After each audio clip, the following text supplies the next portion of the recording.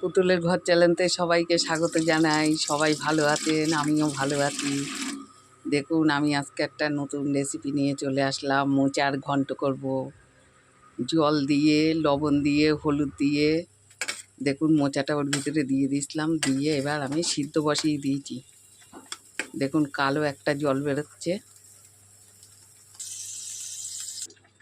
দেখুন, মশলা নিয়ে নিয়েছি, আলু কেটে নিয়েছি, আলুটা ভাজা বসিয়ে দিয়েছি।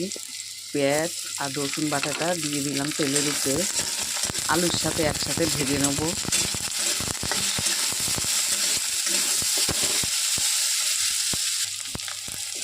দেখুন, এবার চিংড়ি মাছটা আমি আগে ভেজে রেখেছিলাম, সেটা আমি দিয়ে দিলাম।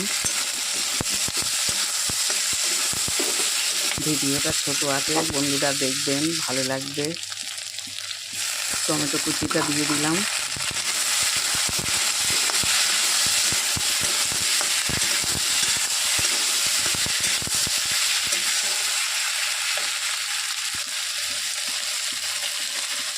দেখুন, সামান্য পরিমাণে লঙ্কার গুঁড়ো দিলাম, অল্প লবণ দিলাম, কেন সিদ্ধতে আমি লবণ নিয়েছিলাম, ওই জন্য আমি লবণটা আর একটু অল্প দিলাম। ওটাকে আমি ভালো করে ধুয়ে নিয়ে এসেছিলাম, সিদ্ধ করে ভালো করে ধুয়ে জল চেপে নিচ্ছিলাম, নিয়ে রেখে দিয়েছি।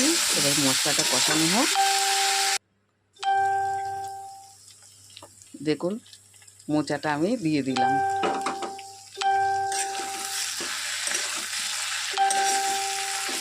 দিয়ে একটু ভালো করে নাড়াচাড়া দিয়ে মিশিয়ে নিই।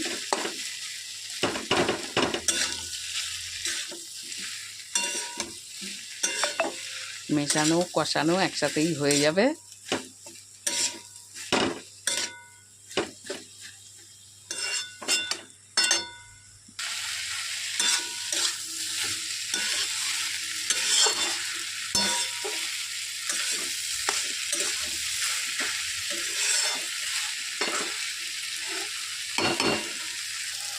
এবার দেখুন, একটু সামান্য পরিমাণে হলুদ দিলাম।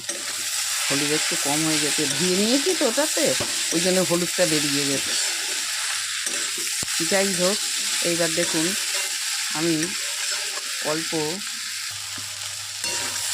জল দেবো। এবার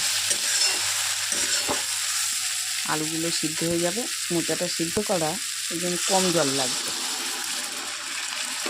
পরিমাণ মতন দিয়ে দিলাম। এবার একটু নাড়াচাড়া দিয়ে মিশিয়ে নিই ভালো করে। এবার ঢেকে দেবো, দিয়ে 5 মিনিট মতন রাখবো। 5 মিনিট পরে আমি ঢাকনাটা তুললাম। দেখুন কত সুন্দর হয়েছে। আলুগুলো এখনও শক্ত আছে, সিদ্ধ হয়নি 5 মিনিটেও। গ্যাসের জোরটা বাড়ানো তো, এবার আমি গ্যাসের জোরটা কমিয়ে দেবো। সামান্য একটু চিনি দিলাম। মোচার তরকারিতে একটু মিষ্টি না দিলে ভালো লাগে না।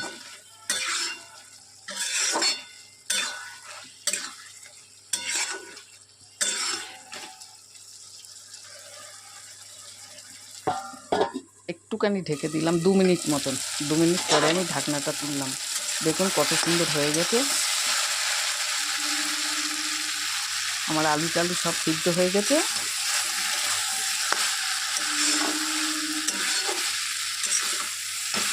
খুব সুন্দর হয়েছে মোচার তরকারি, গন্ধ বেরোতে খুব ভালো লাগবে।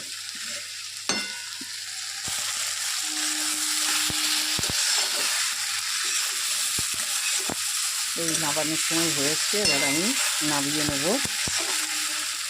দেখুন, পাশে একটা প্লেটে আমি নামিয়ে নিয়েছি। ভিডিওটা আপনারা দেখবেন বন্ধুরা। ছাড়লাম, টাটা, সবাই ভালো থাকবে।